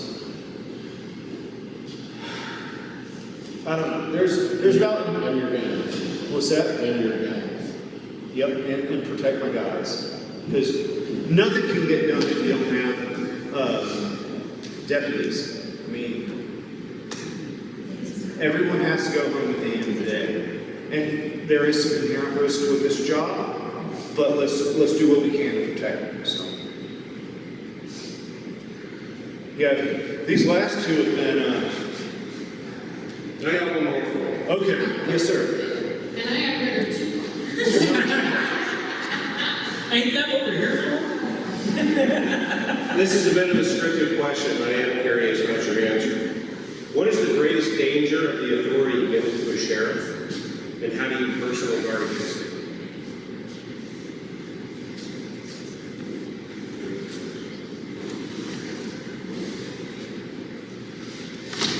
I think the biggest danger is going unchecked. It's a pretty powerful position. It is, and if you're the type of person that doesn't allow the people to be the checks and balances, the sheriff can inflict some major damage to the community and build a huge division among the community. And in my opinion, that is the biggest danger, is just like everything, is them being allowed to, not so much allowed, having the intestinal fortitude to listen to the people that put them there. So, that's, I guess, in the words of Forrest Gump, that's all I have to say about that.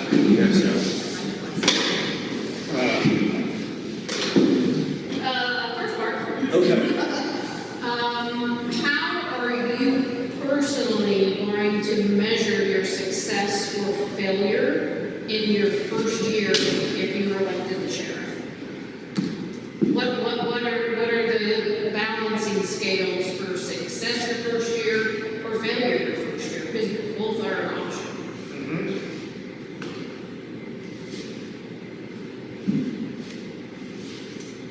I think it goes back to my number one overall issue is culture. After the first year, I want to know that, and it may not be a complete success the first year, but I want to know people are more trusting of the deputies. So my measure of success is the reception that I get from an average citizen. If I go, as sheriff, walk out to Darlow's and say, hey, how do you think the deputies are doing? And just do a random assessment of the people that are on the front lines serving the people, like that to me is a good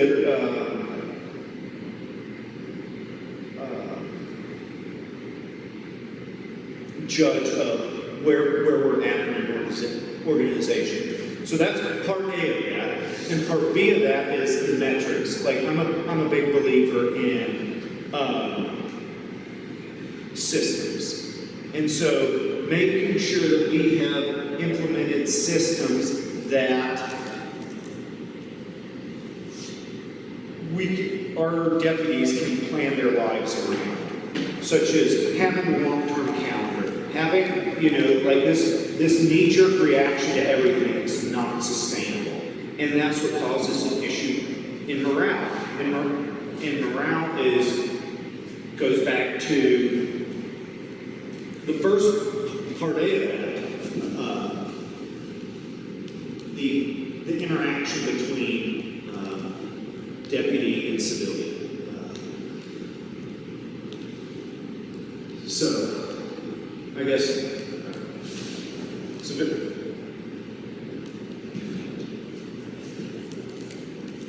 I think that's the best way I can put it. I mean, that is a very complex question, but yeah, I think, the culture and the implementation of systems. And if those two things are worked on, I think we're in the right trajectory. Okay, perfect.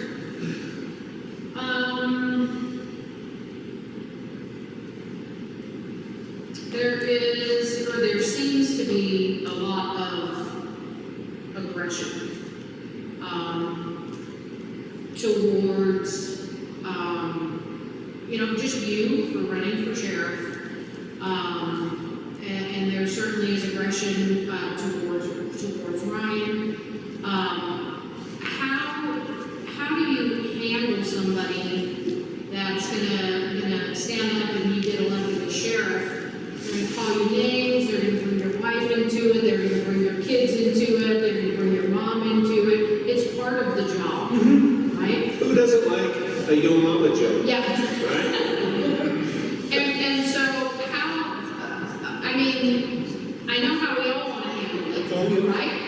But as a sheriff, how do you maintain your composure in that type of environment, and how do you translate that and teach that to your deputies to help them be able to do the same?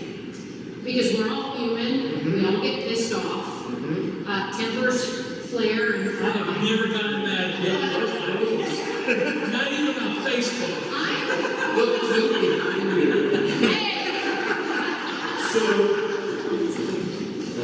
Hey, has any of you ever seen Facebook always asking how I'm doing and what I would like to say?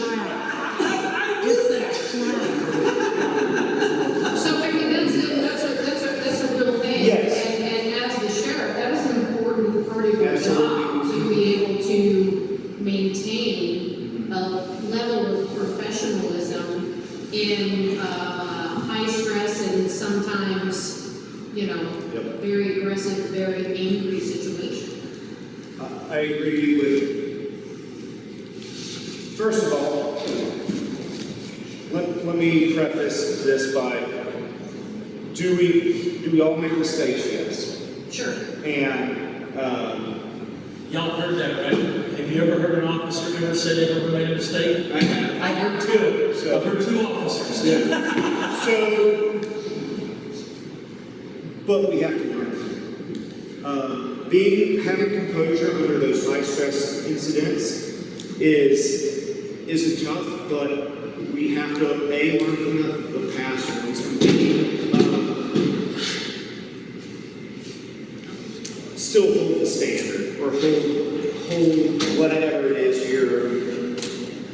As the sheriff, what do you think that standard is? What is your standard in that situation?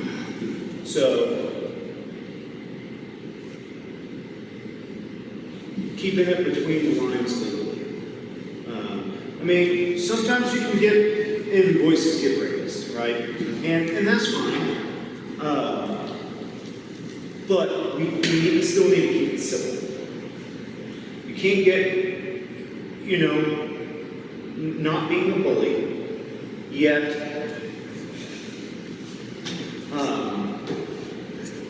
trying to get the point across. So it's in every situation, it's going to be different. Whether for instance, if a female gets aggressive towards you versus a male, your reactions are going to be different.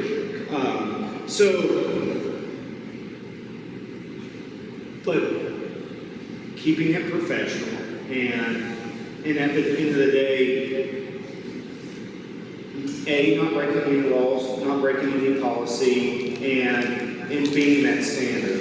And this is a hard question because every interaction is completely different. So, you know, the way I interact with Ann will be different than the way I interact with Sean. So,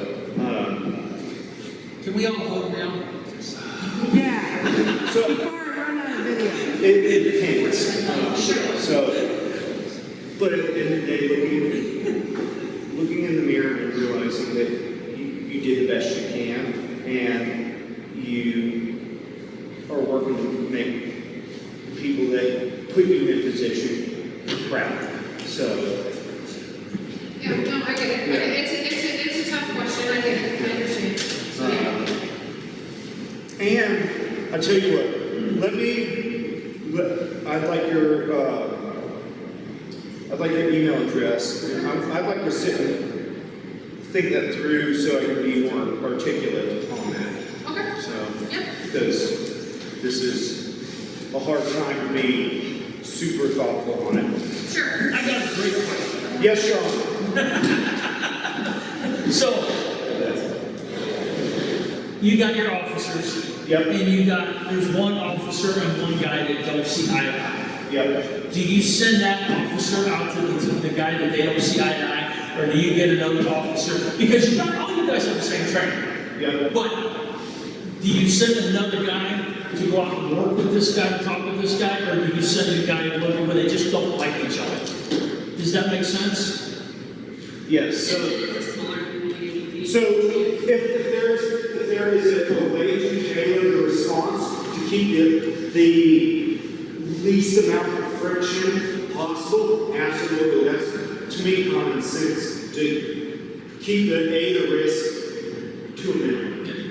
Are there times where two people who don't see eye to eye are going to have to interact? Yes. But that's where I would expect the deputies to keep that level of professionalism and be like, all right, what's happened in the past has happened in the past. You can't do anything about it now, but your interaction between you and I right now is going to be professional and courteous, and we're going to move on to come to the XYZ. So what if there's a person that says, no, I'm not dealing with him, give me somebody else? Even though your officer's doing the right thing, and he's trying, your officer is trying to do the right thing, trying to talk to the guy, visit with the guy, but this gentleman, or this person, does not want to interact with your officer. So does he just call another officer in to visit with somebody else versus the officer that you sent?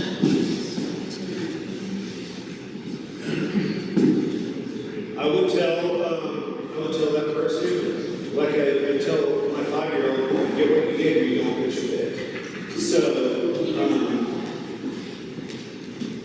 because I would try to tailor a response to that citizen the best I could. Yes. But if you can't, you can't. And if you want to make a request or a call for service, that's who you have. If there's someone else available that I can spare to help alleviate the situation, absolutely. But if that's who's there, that's who you got. We have typically 2 deputies on at a time. You don't have a ton of choices here.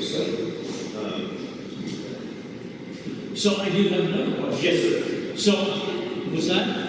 I just want to show up now. So we've had issues in the years before, and James, he's been out there with the towing stuff, with not even our business, with the same issue, to where you get a guy, a truck driver, or whatever, that goes to scales, it comes to Lincoln's, we work on his truck. We already tell everybody up front what it's going to cost per hour for us to take a shop truck out. And the bill comes up to $500, but he tells us no, he's not paying because he doesn't have to. Would that fall under, what is that? Public service. What?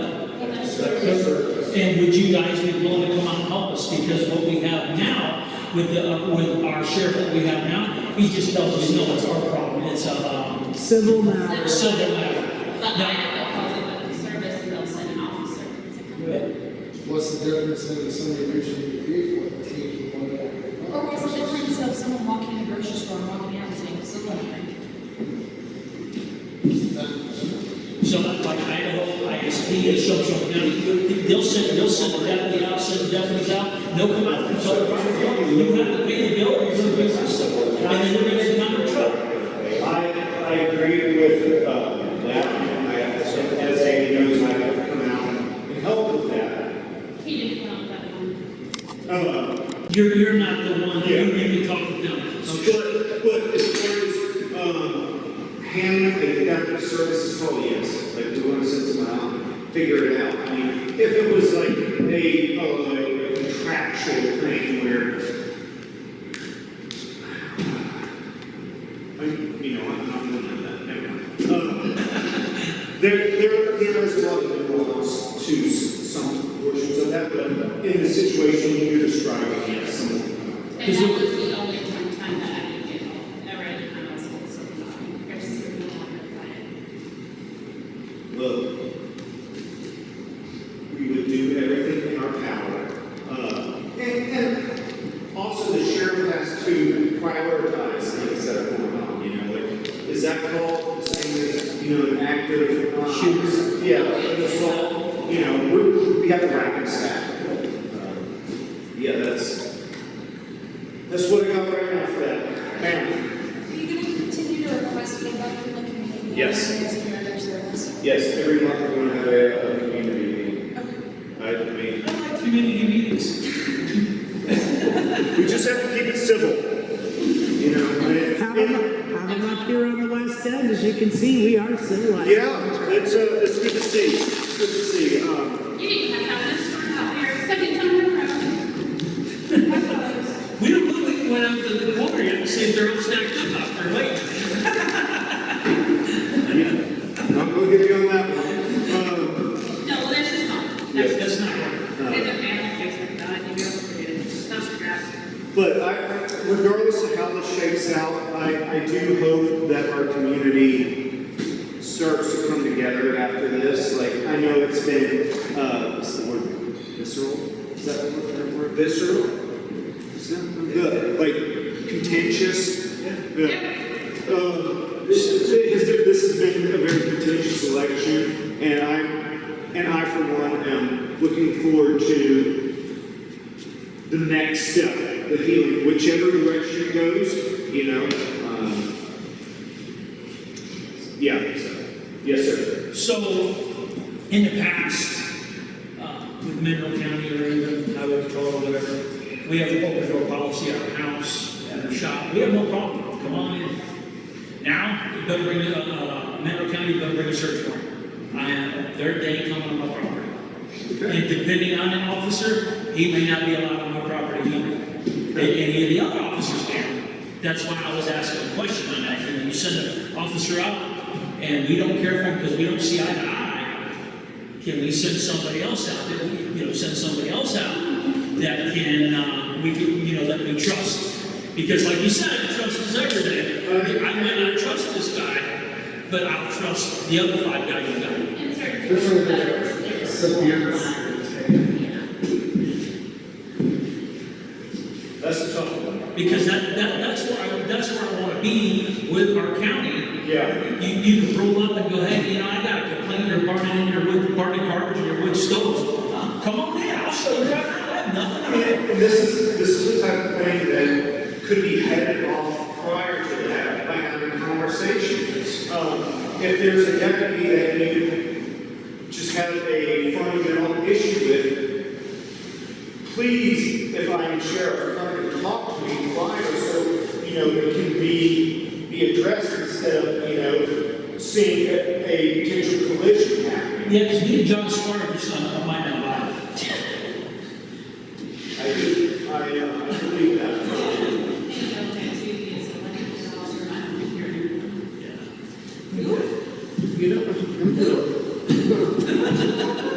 All right, any more? Hey, Ben, quick question. Yes, sir. You kind of mentioned just rolling it over, whichever way you say it. Yep. I think you've done a great job of laying out what to do if you become sheriff, because community service and sense of duty, all that matters. If you don't win the sheriff position, what are your plans?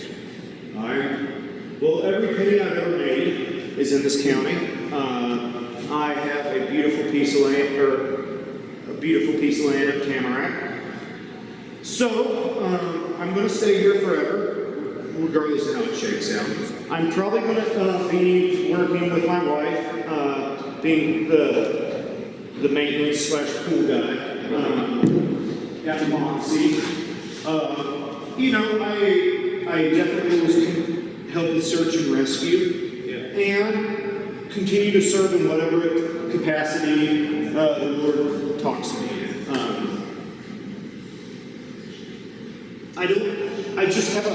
It'd be tough for me to become a fireman though, because I've been a cop my entire career, so we'll see on that, one thing at a time.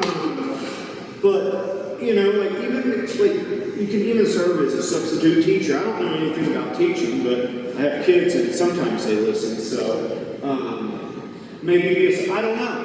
But I'll still be here, you'll still see me. Do you think you'd burn a kid if unfortunately? I think so. I mean, what I do know is you make your plan and God laughs at them, so I don't know, but yeah, that's kind of where I am on that. I don't know. But I'd like to think so. No, I haven't done. Okay. Nothing else. I have a question about